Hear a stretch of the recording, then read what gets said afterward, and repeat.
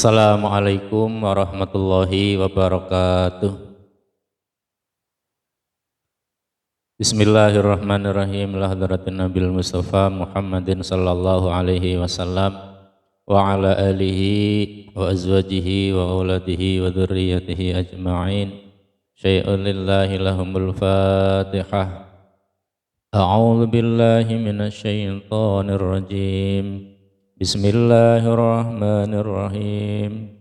Alhamdulillahi rabbil alamin arrahmanir rahim maliki yaumiddin. Iyyaka na'budu wa iyyaka nasta'in. Ihdinas siratal mustaqim siratal ladzina an'amta 'alaihim ghairil maghdubi 'alaihim waladdallin. A'udzu billahi minasy syaithanir rajim. Bismillahirrahmanirrahim. Alhamdulillahilladzi hadana li hadza wa ma kunna linahtadiya laula an hadanallah. Asyhadu an la ilaha illallah wahdahu la syarikalah wa asyhadu anna Muhammadan abduhu wa rasuluh. Rabbi shrah li sadri wa yassir li amri wahlul 'uqdatam min lisani yafqahu qawli ya arhamar rahimin amma ba'du. Wonten ing ngarsanipun ibu-ibu, bapak-bapak, hadirin hadirat langkung rumiyin, monggo sareng-sareng kita muji syukur dumateng Allah Subhanahu wa taala. Bikaulina alhamdulillah wa syukurulillah. Wonten ing kesempatan menika kula lan panjenengan sami alhamdulillah saged hadir rawuh wonten ing majelis menika dalam rangka thalabul ilmi, mengkaji tafsir Al-Qur'an.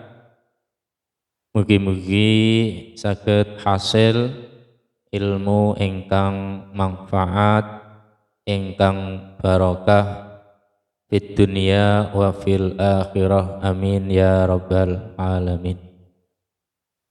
Selawat ma'asalam mugia tetap kaatur dumateng junjungan kita Nabi Agung Muhammad sallallahu alaihi wasallam.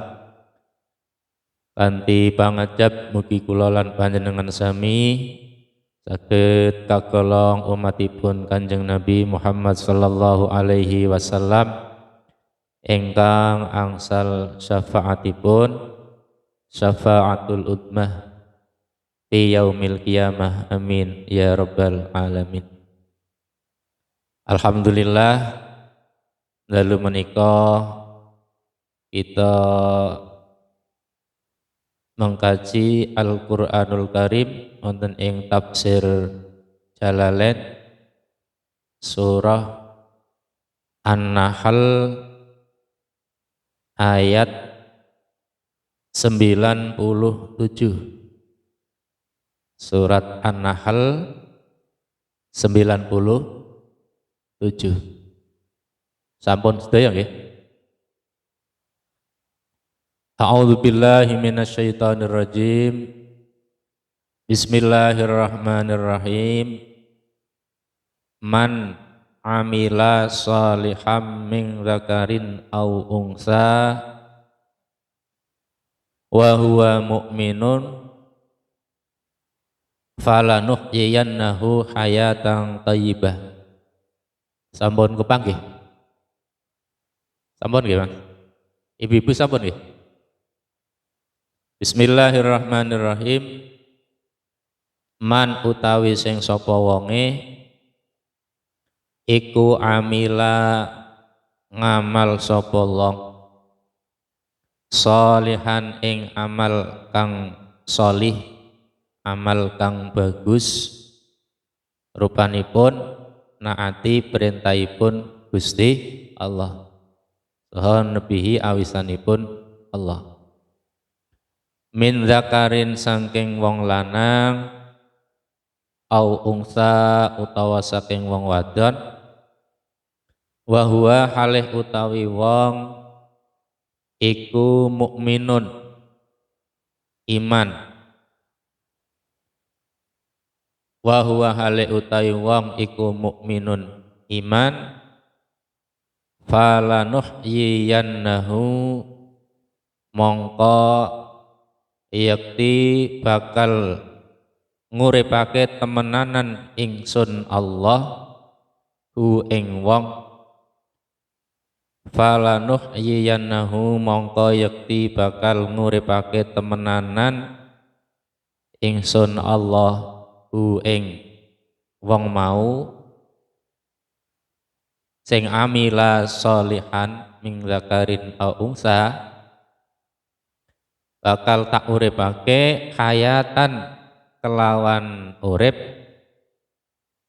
hayatan kelawan urip, thayyibatan kang bagus. Kila diucapake hiya utawi hayatan thayyibah, sing dimaksud dengan hayatan thayyibah iku hayatul jannati,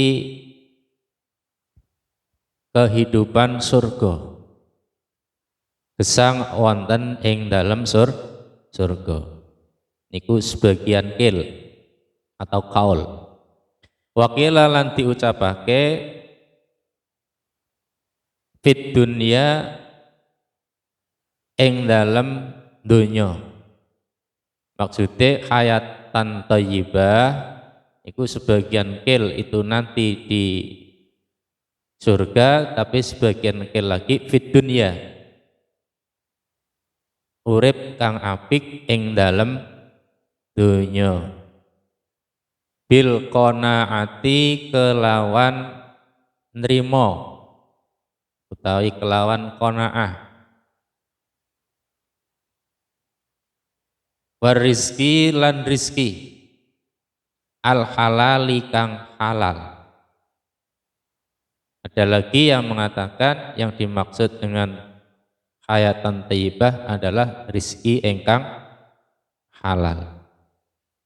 Wala najziyannahum lan yakti bakal bales temenanan ingsun Allah hum ing man amila sholiham min dzakarin au unsa,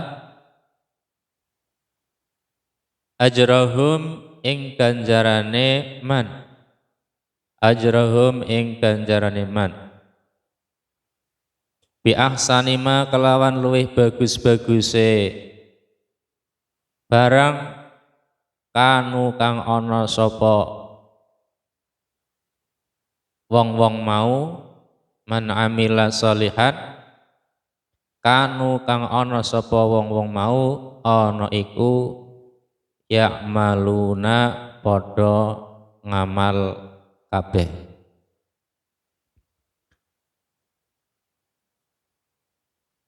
Ya'maluna padha ngamal kabeh. Niki Allah Subhanahu wa taala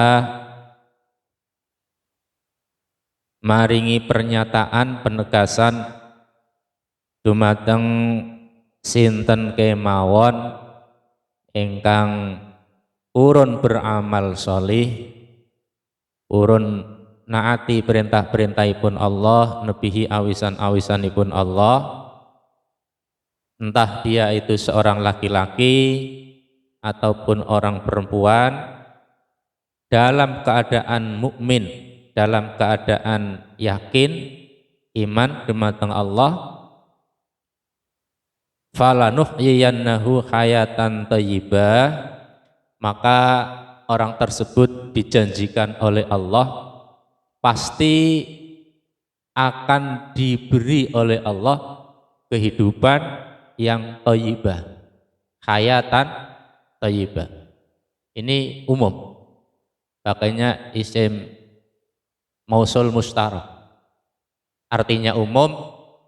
Allah tidak pandang siapa dia, tidak pandang apakah dia laki-laki, perempuan, apakah tua atau muda, tidak pandang orang manapun dia, pokoknya siapa saja yang mau beramal soleh, berbuat kebajikan, dalam arti melaksanakan perintah-perintah Allah, meninggalkan larangan-larangannya Allah, maka apabila semua itu didasari dengan iman, dengan yakin, percaya pada Allah, itu akan berefek, akan berdampak kepada kehidupannya, yaitu diberi oleh Allah Subhanahu wa taala sebuah hayatan thayyibah. Hayatan thayyibah itu adalah kehidupan yang baik. Lah para ulama ahli tafsir dari kalangan ulama mufasir, para ulama ahli tafsir itu mengartikan hayatan thayyibah itu bermacam-macam. Seperti di situ tadi qila hiya hayatul jannah wa qila fid dunya bil qanaah awi rizki al halal. Menurut Imam Ibnu Abbas, yang namanya hayatan thayyibah itu adalah rizki yang halal. Menurut Ibnu Abbas dan sebagian ulama ahli tafsir menyatakan bahwa yang dimaksud dengan hayatan thayyibah di sini adalah rizki yang halal. Artinya siapapun yang di dunia ini mau beriman dan beramal solih, maka pasti Allah akan memberikan kepada orang tersebut rizki yang halal.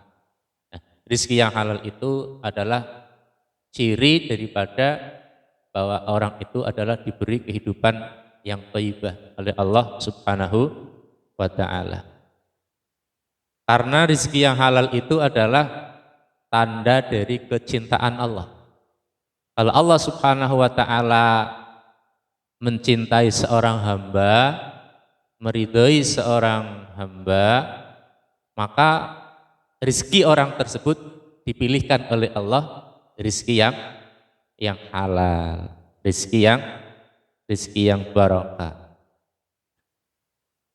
Seperti Rasulullah Shallallahu Alaihi Wasallam dalam sabdanya, beliau menyatakan, Innallaha ta'ala yuhibbu ayyara abdahu ta'iban fi talabil halal. Innallaha sak temene Gusti Allah ta'ala halim mahaluhur Allah iku yuhibbu demen sapa Allah ayyara yang toh ningali sapa Allah abdahu ing kawulane Allah ta'iban halih payah-payah fi talabil ilmi ing fi talabil halali ing dalem golek rizki ingkang halal. Jadi kalau ada seorang hamba sedang berupaya mencari rizki yang halal ya dengan bersusah payah, ya masih jahit misalnya ya, atau menjadi apa saja, dagang, tani, asal halal yang ia cari itu adalah rizki yang halal, maka Allah memandang orang tersebut dengan pandangan kasih sayang. Allah mencintai orang tersebut. Artinya kalau kita ingin dicintai oleh Allah, maka sebisa mungkin kita mencari karunia rizki tapi milih yang halal. Karena rizki yang halal itu, pekerjaan yang halal itu adalah pekerjaan yang sangat dicintai oleh Allah Subhanahu wa ta'ala. Artinya juga sebanyak apapun rizki, kalau memang itu adalah haram, maka itu bukan hayatan thayyibah. Rizki sebanyak apapun kalau memang itu tidak halal, haram, itu bukan ciri daripada kehidupan yang baik, bukan hayatan thayyibah. Kenapa?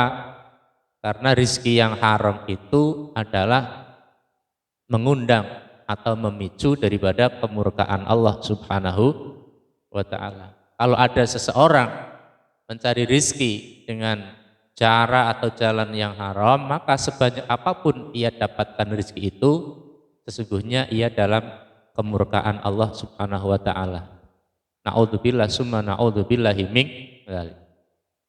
Seperti yang diwasiatkan oleh Rasulullah Shallallahu alaihi wasallam dalam kitab Wasiatul Mustafa.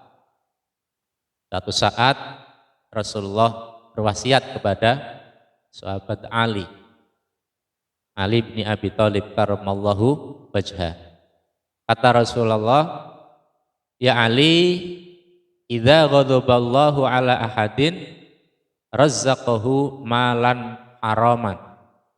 Wahai Ali, apabila Allah memurkai seorang hamba, pada salah seorang hamba, maka Allah memberikan rizki orang tersebut malan haraman, dengan jalan rizki yang haram, dengan harta yang haram.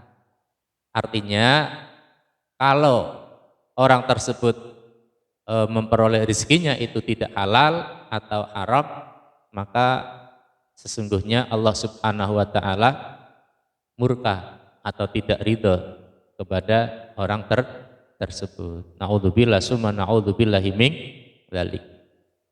La fa idza istadda ghadabahu alai wa qala bihi syaitanan. Apabila sangat benci sekali Allah terhadap hamba tersebut, wa qala bihi syaitan, Allah menyerahkan kepada dia seorang setan. Jadi diserahkan orang tersebut kepada setan. Yubariku lahu fihi wa yusahhibahu wa yusaghilahu bid dunya. Yang mana setan itu membantu dia dalam mengupayakan rezeki yang haram, sehingga dengan dibantu oleh setan tersebut maka bertambah banyak penghasilannya, tapi dengan penghasilan yang haram. Wa yusahhibahu, di samping itu setan juga akan terus-menerus menyertai orang-orang yang dalam mencari rizki dengan jalan atau cara yang haram. Masya Allah ya, kalau udah bekerja ditemani oleh setan, dibantu oleh setan, kira-kira gimana? Ya na'udzubillah ya. Jadi kayak kesetanan akhirnya ya. Iya kan? Jadi cari rizkinya kayak akhirnya kesetanan, karena memang ditemani oleh setan.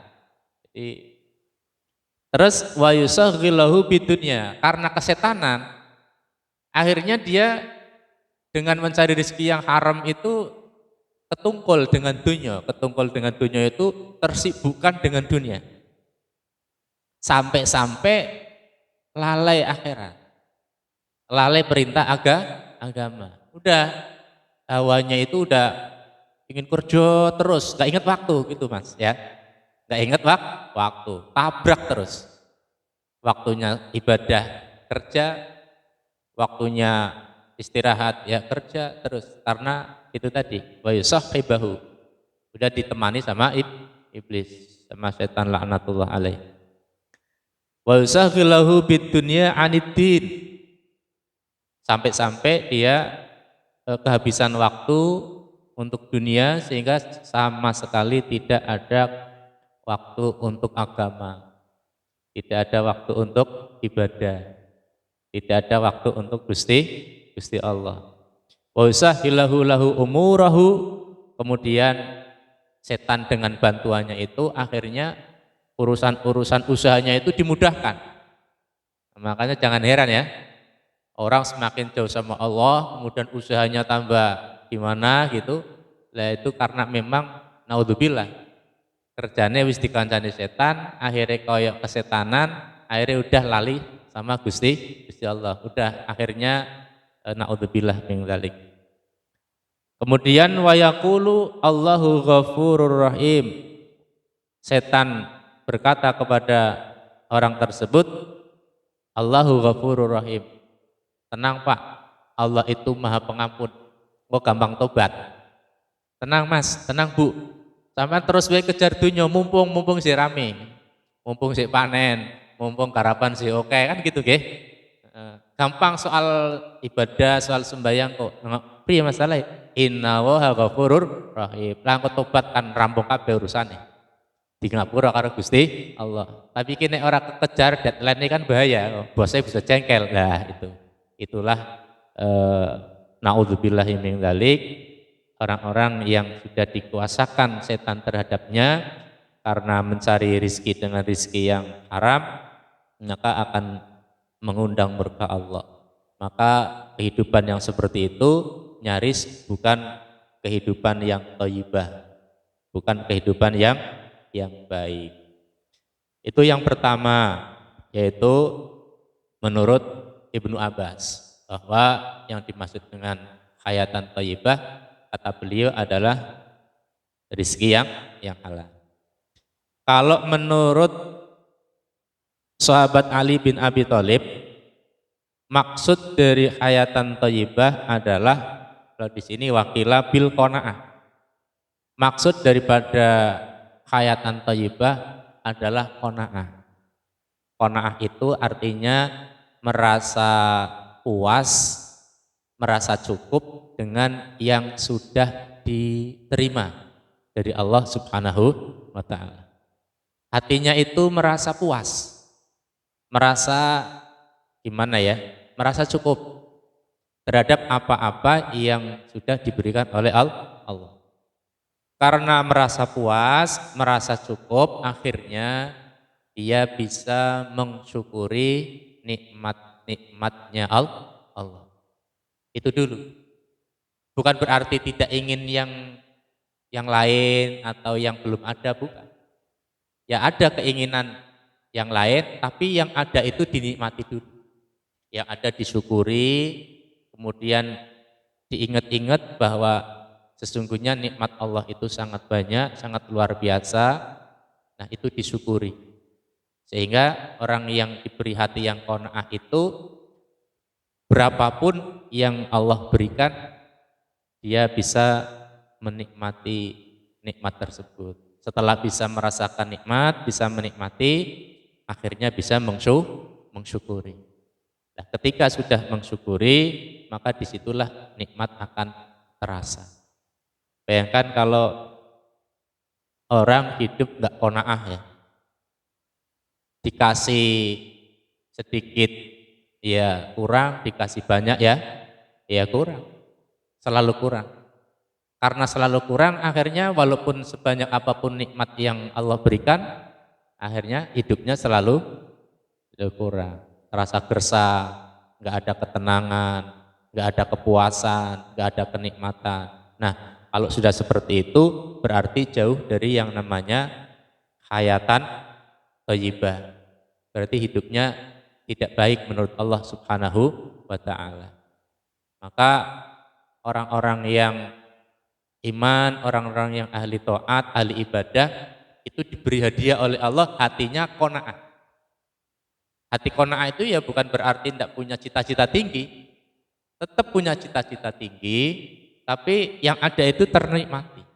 Yang ada itu dinikmati dulu, lah baru setelah itu ya silahkan kalau mau mencari atau berikhtiar ke yang lebih baik. Tapi kalau tidak qanaah itu hanya memikirkan yang belum ada, memikirkan yang belum diraih. Sementara yang sudah diraih, yang sudah diberikan tidak terasa. Nah itu naudzubillahi min dzalik. Kemudian tadi wakila lagi ada yang namanya hayatan thayyibah itu adalah hayatul jannah. Wakila fid dunya. Ada yang mengatakan ahli tafsir hayatan thayyibah itu adalah kehidupan baik di dunia. Artinya tidak hanya di akhirat. Menurut Dr. Muhammad Qurasyihab dalam tafsir Al-Misbah, beliau menyatakan bahwa namanya hayatan thayyibah itu bukan berarti orangnya itu cukup terus, hidupnya itu mewah terus, keinginannya keturutan terus, dikai terus oleh Gusti Gusti Allah. Kalau menurut Profesor Dr. Muhammad Quraish Shihab, hayatan thayyibah itu tidak seperti itu. Hayatan thayyibah itu ya tetap kadang-kadang orangnya itu dikasih bala, kadang-kadang orangnya sakit, kadang-kadang ia punya keinginan tidak tercapai. Tapi di saat mendapatkan bala, di saat sakit, di saat sulit, di saat keinginannya belum tercapai, ia dikasih hati yang sabar. Dikasih hati yang sabar dalam menyikapi dan menghadapi bala, kesulitan atau masalah-masalah yang Allah ujikan, itu bisa dihadapinya dengan sabar. Nah, sabar itu adalah karunia Allah Subhanahu wa ta'ala. Artinya hayatan thayyibah itu di dunia ini ketika dia diberi nikmat dia bersyukur, ketika ia diuji dengan bala dia bisa bersabar. Nah, syukur dan sabar ini adalah hayatan thayyibah.